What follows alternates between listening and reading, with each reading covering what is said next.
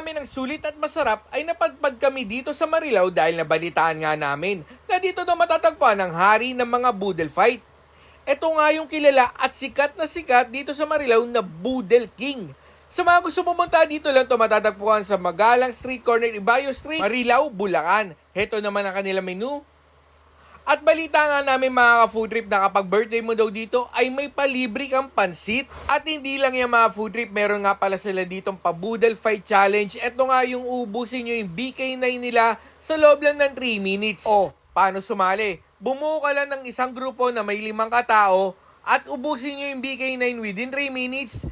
Libre na ang BK9. And to be honest, mga food trip, masarap and fresh yung mga sineserve nila dito. Yung mga inihaw nila na naglalaban yung tamis at alat, tapos sabay mo pa yung mga gulay na sinawsaw sa may bagoong, panalong panalo.